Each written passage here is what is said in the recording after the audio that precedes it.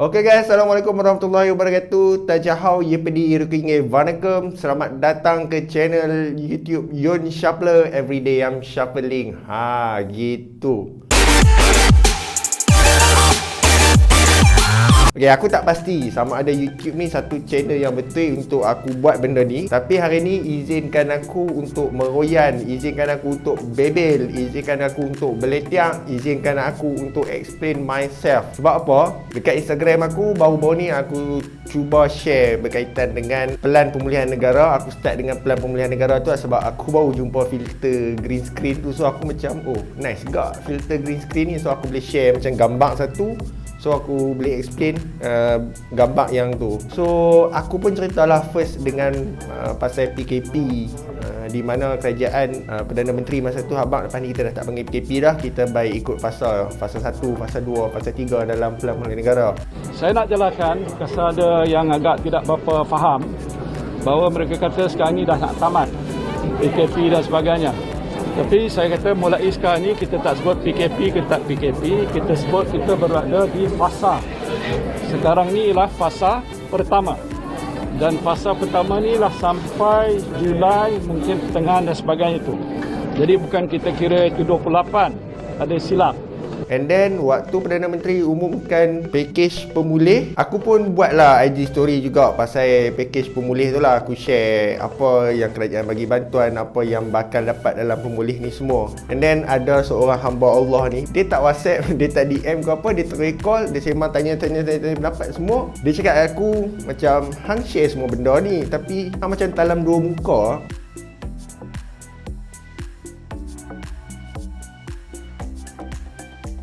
Sebab dekat Twitter hang duk maki kerajaan, tapi dekat Instagram, dekat ni hang duk share maklumat-maklumat kerajaan. Kata benci kerajaan tapi awak duk share benda-benda macam ni. Yang tu yang aku nak bebel tu. Okay, buat yang mengenali aku, kalau perasan lah, sebelum ni aku banyak share maklumat ataupun apa-apa saja pengumuman daripada kerajaan dekat status WhatsApp aku saja. So yang mana boleh tengok WhatsApp status aku tu, hang tahu lah benda ni aku dah buat lama lagi dah. Tapi untuk Instagram, aku baru bertekad dalam beberapa, aku tak ingat lah, aku rasa macam bulan lepas macam tu, aku baru bertekad nak share maklumat-maklumat, info-info yang kerajaan bagi ataupun any pengumuman-pengumuman terkini yang aku bagi. Wait a minute. Who are you? Yang aku tahu. So aku punya niat adalah tak apalah, lepas pada ni aku nak share kat Instagram lah. Sebab follower Instagram aku pun ada dalam 1000 lebih, and selalunya yang tengok IG story aku dalam 500 lebih. Oh my god. Macam tu. So aku boleh kata half of my followers dekat Instagram akan tengok story aku. Kalau tak tengok full pun mungkin dia tengok sikit, ataupun dia rasa macam tengok sikit, dia nak skip tu. Dia nak skip tu tak kisah. Aku boleh kata okey lah, daripada 500 lebih yang view story aku tu, mungkin 100 lah kot yang betul-betul faham apa yang aku nak sampaikan. Berkait dengan isu talam dua muka ni, aku nak explain. Yes, aku mengaku dekat Twitter aku banyak hentam kerajaan, dan aku mengaku dekat Twitter banyak bahasa-bahasa kasar juga lah aku guna untuk menghentam kerajaan, mengkritik kerajaan. Prinsip aku senang je adalah sebarang keterisan, sebarang kelemahan, sebarang tindakan yang tak betul daripada kerajaan itu patut kita kritik. Kritik tetap kritik, lawan tetap lawan. Dan aku sebagai seorang yang aku memang suka ambil tahu pasal benda-benda macam ni, pengumuman daripada aku kecil lagi. Memang aku suka ambil tahu benda-benda macam ni. In fact waktu kecil dulu pun aku suka hafal nama menteri-menteri. Sampai ke besar, sampai sekarang aku suka hafal nama menteri-menteri. Itu jadi macam satu, bukan hobi, itu memang diri aku yang memang suka hafal nama menteri. So permasalahan dia di sini adalah kenapa dekat Twitter aku hentam kerajaan, tapi dekat Instagram, dekat status WhatsApp aku duk share benda macam tu. I have to explain myself yang aku ni bukan talam dua muka, tau tak? Kita kutuk, kita kritik, kita lawan, tetap lawan. Tapi apa-apa info yang daripada kerajaan, apa-apa bantuan daripada kerajaan, aku rasa itu tanggungjawab bersama untuk kita share, sama-sama share maklumat yang betul. Kenapa aku buat macam tu? First, aku cukup pantang dengan berita palsu. Aku memang panas gila-gila kalau bab-bab berita palsu ni. Contohnya untuk golongan anti vaksin lah, selalu dapat dalam grup yang, especially aku ada grup dengan orang-orang yang boomers, yang lebih tua daripada aku, yang selalu share info entah apa-apa, info yang pelik-pelik, yang tak pasti. So aku sangat pantang dengan benda macam tu.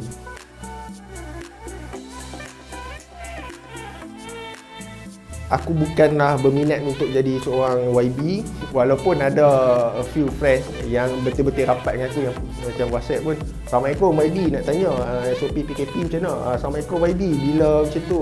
Tapi frankly speaking, aku memang tak ada niat nak jadi YB ke apa. Aku cuma ambil tahu je pasal isu semasa, pasal apa yang kerajaan umumkan, apa dasar-dasar kerajaan selepas ni, apa semua. Dan hari ni aku nak jujur je lah. And frankly speaking, aku sangat-sangat tak suka dengan parti yang duk main isu agama, yang duk main isu perkauman, tak habis-habis Melayu Islam.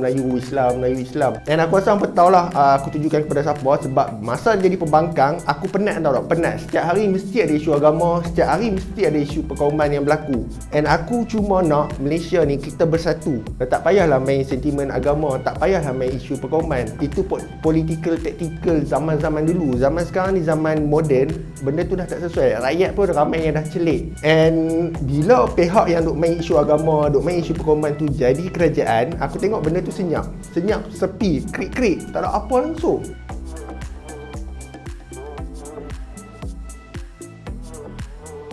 So pendapat aku adalah sebenarnya isu perkauman, isu agama ni hanya dimainkan sentimen tu waktu jadi pembangkang saja.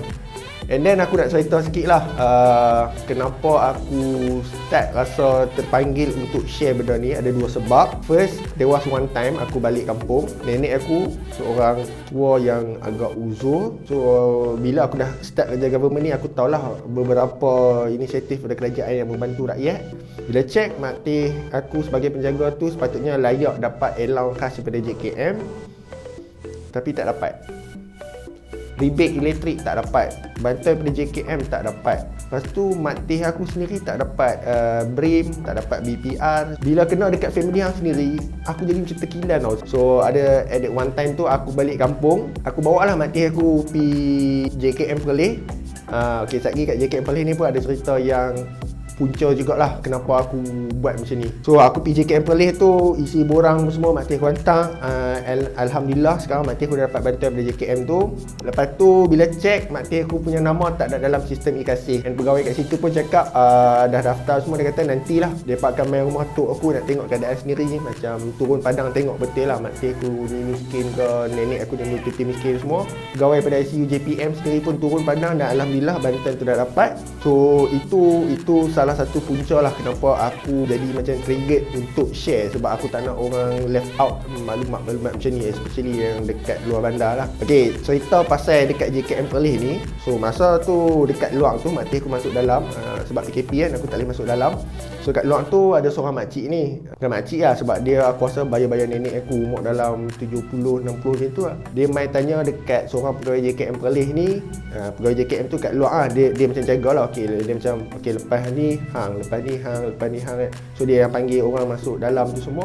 So makcik tu main tanya kenapa allowance 300 dia bulan tu tak dapat. So pegawai ni explain kat dia macam ni, makcik sebab PKP kerajaan awaikan, lepas tu memang untuk bulan 12 tak masuk lagi duit allowance tu sebab dah masuk bulan 11. So makcik tu macam makcik tak tahu pun, ingatkan dapat duit awal tu, lepas ni dapat lagi semua. So 300 yang dia dapat tu dia macam dah spend dah untuk bulan 11, padahal duit tu adalah untuk bulan 12. So pegawai JKM tu macam tak apalah, dia pun balik dalam keadaan sedih. So aku pergi kat tepi tu, aku tanya dia, makcik awak pasal apa semua? Tu dia cerita akulah dia sedih sebab 300 dia tu dia dah pakai, lepas tu dia macam dah tak ada duit tu semua. Tu aku cakap dia, makcik try apply dengan zakat Perlis aku ada semua. Aku pun masa aku cerita tu aku pun tak pastilah zakat Perlis ada bagi bantuan macam tu ke tak. Tapi makcik tu sendiri macam, oh zakat ada, boleh ke bagi bantuan?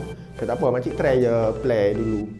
Tak pun pergi pejabat YB semua. So kat situ aku rasa terpanggil. Aku macam sedih tengok makcik tu, kenapa dia terlepas benda-benda bantuan yang macam tu. And then satu lagi, antara sebab-sebab dia, tahun 2018 kalau tak silap aku pernah buat satu audit program kerajaan ni, di mana kerajaan bagi bantuan kepada OKU melalui kementerian aku lah. And alhamdulillah aku berkesempatan untuk turun padang tengok sendiri macam mana OKU tu buat kerja mereka lah, sebab bantuan tu bantuan perniagaan. So adalah OKU yang berjaya. Aku bila tengok OKU, ada a few OKU yang berjaya tu, aku rasa macam power lah mereka, macam gempak. Tapi ada juga OKU yang tak berjaya. Maksud dia dapat duit dari kerajaan untuk run perniagaan, tapi perniagaan dia tu tak berjaya. And benda macam tu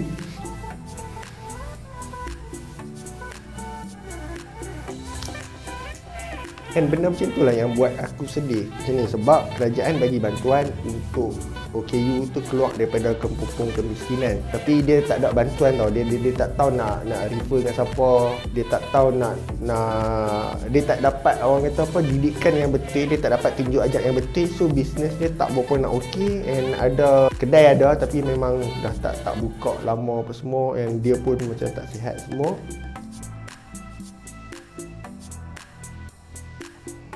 Dan ada seorang OKU dekat Perak ni, masa tu adalah satu masa ni aku jumpa dah macam dah habis audit kan, kita dah sembang-sembang semua. Dia ajak aku isap rokok. Aku sebagai seorang auditor, bila auditi kita ataupun orang yang kita audit tu isap rokok, waktu isap rokok ni lah banyak benda ambil cerita yang informally dia akan beritahu kat hang. Dia akan inform kat hang macam ni masalah. Ada seorang pakcik OKU yang aku jumpa tu lah, dia ajak aku isap rokok tadi kan. So aku isap rokok dia. Masa tu lah dia cerita, Cik Biro, saya ni macam tak tahulah, dia dah buntu. Perniagaan dia macam dia tak tahu nak buat mana, dia tak tahu nak buat apa, dia lost and dia tak ada semangat nak hidup. Cuma dia bersyukur sebab kami memang melawat dia. Sebab dia macam dia kata kat kampung tu tak ada siapa-siapa, semua orang palau dia. Ketua kampung pun macam tak bagi bantuan, tak sampaikan bantuan. Kadang-kadang dia kata beras nak makan pun semua pun tak ada. So benda macam tu yang aku rasa, bahasa kasar dia palat lah. Rasa palat gila, palat gila. Macam mana rakyat-rakyat tu boleh left out. Okay, so itulah aku dah cerita kenapa aku punya stand untuk buat share maklumat-maklumat pada kerajaan. Dan mungkin hampa yang tengok ni, kalau hampa tengok Instagram aku and hampa rasa nak share info ke apa tu, hampa boleh share. Aku tak kisah, aku bagi je. Ataupun hampa nak tanya apa-apa kat aku yang mana aku tahu, aku cuba jawab. Aku cuba cari setakat yang aku mampu lah. Jangan suruh aku adjust dengan Perdana Menteri nak bagi bantuan kat company hang ke apa semua tu, tak. Itu melampau lah. Cuma bagi aku macam, kalau ada apa-apa nak tanya kat aku, just slide into my DM ataupun slide tu WhatsApp number, tanya je. Dan aku buat benda-benda macam ni, frankly speaking, aku ikhlas. Walaupun adalah beberapa kecaman. Sebab aku pernah buat poll, patut ke tak aku buat cerita pasal PKP, pasal apa bantuan kerajaan ni. Ramailah yang vote okey, tapi ada a few yang vote tak okey. Sebab dalam vote aku tu aku cakap lah, yes or no tu aku cakap hang tak ada bajet YB. So adalah 4 orang yang tekan tu. Dan salah seorang yang tekan tu adalah macam kawan rapat aku sendiri yang aku respect, tapi dia vote macam tu. Aku tak tahu lah, mungkin dia tersilap tekan ke apa. Tapi bila macam tu, aku rasa benda ni buat aku down.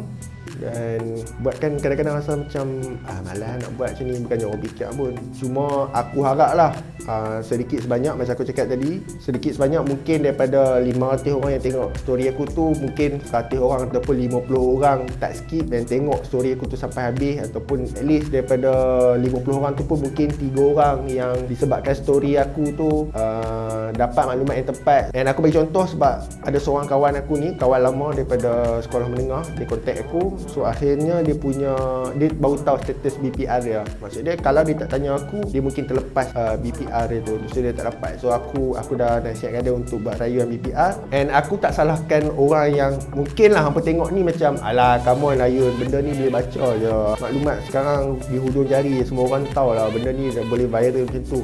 Tak, ada juga orang yang macam tak tahu pun macam benda ni. Ketahuilah dalam dunia ni ada lagi yang kadang-kadang benda tu yang tak tahu. Contoh aku bagi adalah ada lagi yang tak tahu pasal B40 tu apa, M40 tu apa, T20 tu apa. So aku rasa itu sajalah kot bebelan aku ataupun luahan aku. Dan sekali lagi aku tak pasti adakah YouTube ni satu channel yang betul untuk aku cerita benda-benda macam ni. Tapi aku rasa aku nak post juga dalam YouTube, lantaklah channel aku kan. Kalau tak suka boleh unfollow. Kalau kat YouTube ni tak suka boleh unsubscribe, boleh block ke apa, ikut suka hati hampa lah. Tapi yang aku tahu apa yang aku buat ni, aku harap memberi manfaat. Dan mungkin satu hari nanti aku harap doa daripada hampa bolehlah doakan kebaikan untuk aku. InsyaAllah kita jumpa dekat Padang Masyar nanti, boleh tegur-tegur hi macam tu. Okay, itu saja daripada aku.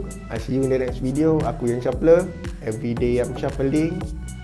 Gitu. Thanks for watching. Jangan lupa like, share dan subscribe. And thank you kepada semua subscriber yang dah subscribe. I see you next video. Assalamualaikum warahmatullahi wabarakatuh. Tajahau, you pedih, rekening, mana ke.